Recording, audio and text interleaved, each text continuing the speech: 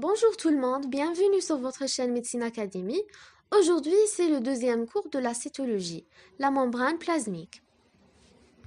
On va voir ensemble la définition et la structure de la membrane plasmique, les lipides membranaires, les protéines membranaires, les glucides membranaires, la différenciation morphologique, l'adhésivité cellulaire et la perméabilité cellulaire. Comme définition, la membrane plasmique, c'est la structure qui entoure toutes les cellules. C'est une structure fluide et dynamique, séparant le milieu intracellulaire du milieu extracellulaire. Composée d'une bicouche de phospholipides et de composition chimique hétérogène, qui varie d'un type cellulaire à un autre ou bien entre deux régions différentes au sein de la même cellule. Sa structure est composée de lipides, de protéines et de glucides. Pour les lipides, on a les phospholipides et le cholestérol, les protéines membranaires extrinsèques et intrinsèques, et aussi les glycolipides et les glycoprotéines. Commençons par les lipides membranaires, ses différents types, ses propriétés et ses fonctions.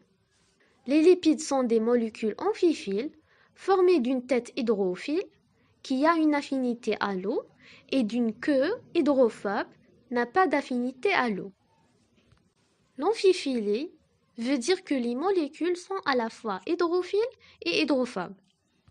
Ils comprennent trois variétés, les phospholipides, le cholestérol et les glycolipides.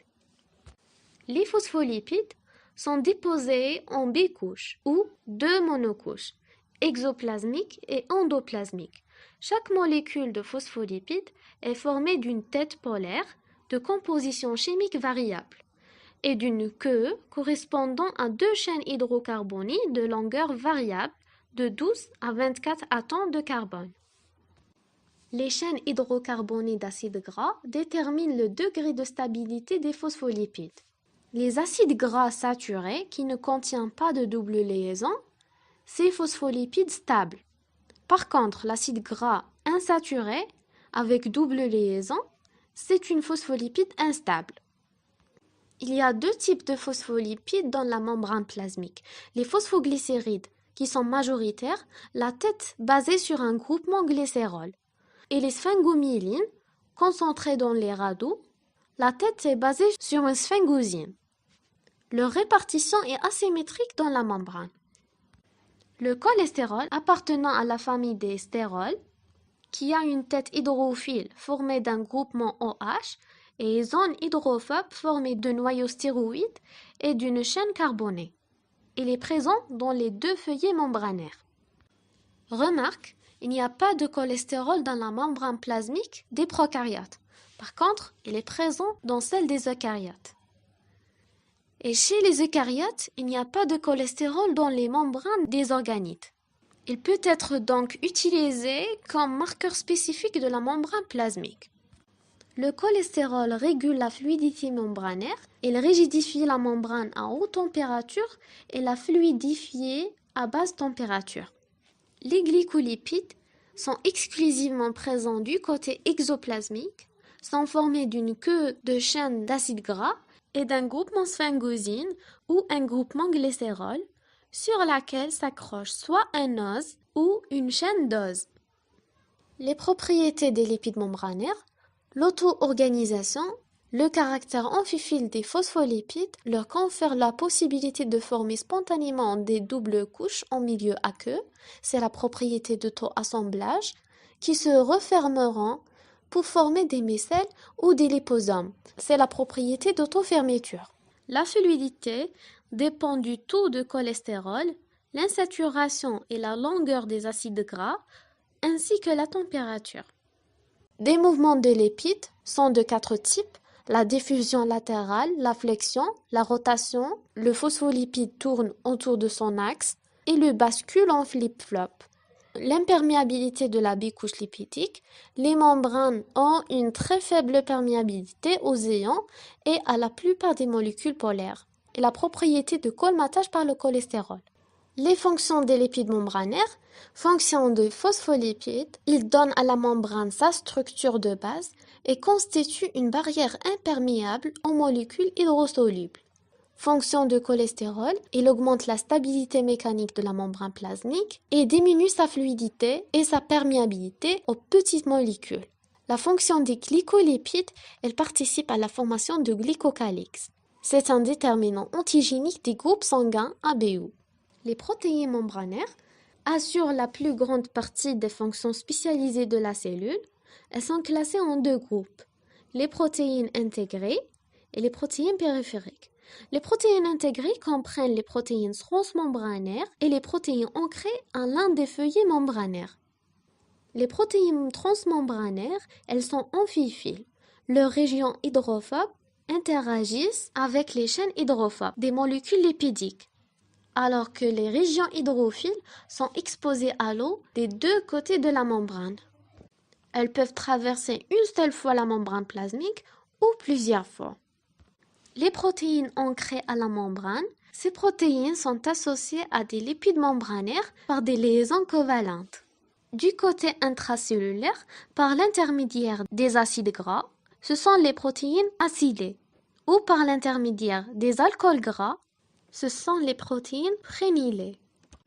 Et du côté extracellulaire, par l'intermédiaire des phosphatidylnositol, ces protéines dites glypées ou ancrées par GPI. Les protéines périphériques, liées par des forces ioniques, peuvent se trouver du côté extracellulaire ou intracellulaire, reliées soit aux phospholipides ou aux protéines transmembranaires. Les propriétés des protéines membranaires, la mobilité des protéines par des mouvements lents, la glycosylation des protéines membranaires. Les fonctions des protéines membranaires, il intervient dans le transport transmembranaire de diverses substances, la réception d'informations, la reconnaissance cellulaire et l'adhérence entre les cellules. Les glucides membranaires, les protéines et les lipides membranaires faisant face au niveau extracellulaire sont glycosylés. L'ensemble des glucides forme un manteau appelé glycocalyx. Les glucides sont le plus souvent des oligosides hétérogènes, c'est-à-dire des combinaisons de plusieurs monosaccharides connus plus ou moins modifiés, comme le mannose, glucose, galactosamine, acide N-acétylneuronaminique. Les propriétés des glucides participent à la charge négative de la surface membranaire grâce à l'acide sialique. Les fonctions des glucides présentent l'antigène de surface pour la reconnaissance du soi, le système CMH et ABO. Il assure la protection des muqueuses contre l'acidité et l'action des enzymes digestifs. L'acide sialique contribue par ses charges négatives à la fixation de cofacteurs enzymatiques. La différenciation morphologique de la membrane plasmique.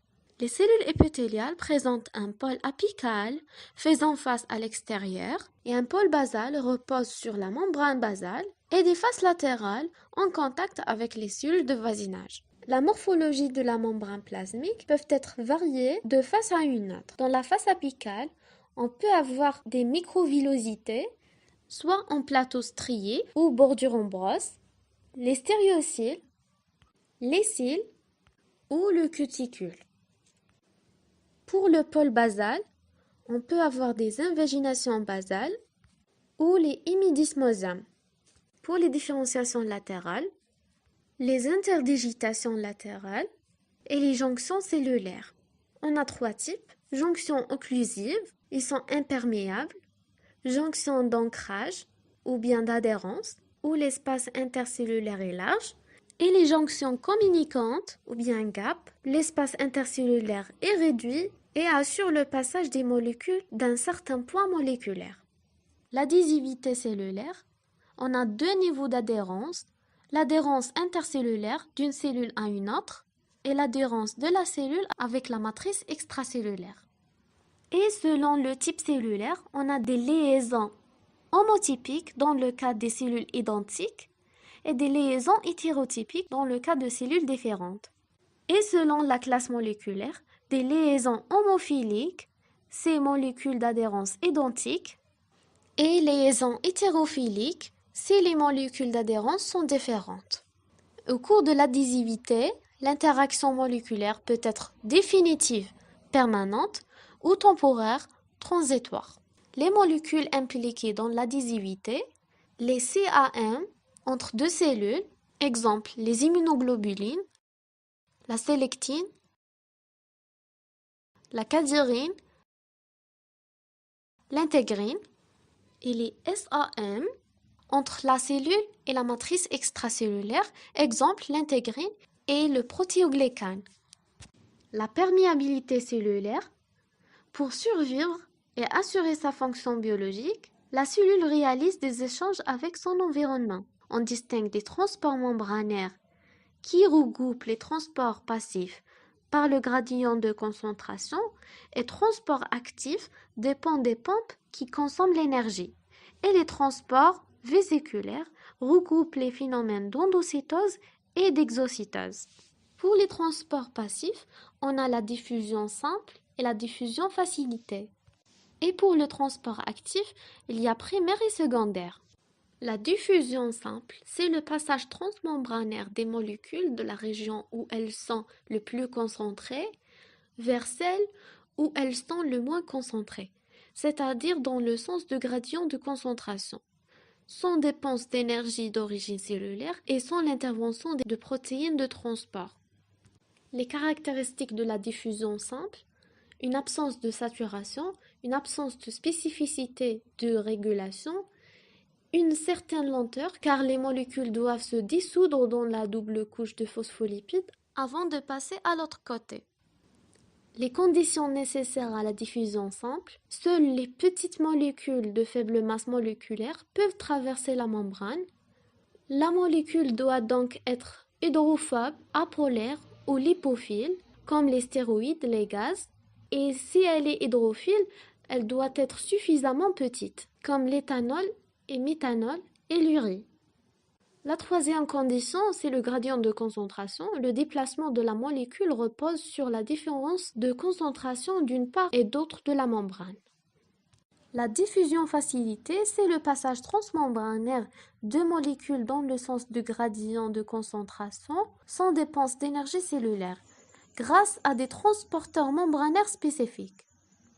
On distingue deux transports facilités: la diffusion facilitée par canal, exemple canal ionique de Na+, canal de K+, canal d'H2O, les aquaporines. La diffusion facilitée par protéines porteuses nécessite d'un changement de conformation du transporteur, exemple les transporteurs du glucose, les GLUT. Les caractéristiques de la diffusion facilitée: la présence de protéines de transport, la spécificité rigoureuse, une régulation grâce à la capacité des transporteurs de se fermer et une grande rapidité. Autre classement, on a les perméases qui permettent l'échange des molécules et les canaux ioniques qui assurent l'échange des ions. Les perméases sont spécifiques aux molécules transportées. Elles sont saturables, c'est-à-dire ne peuvent assurer le passage que d'un nombre donné de molécules par seconde.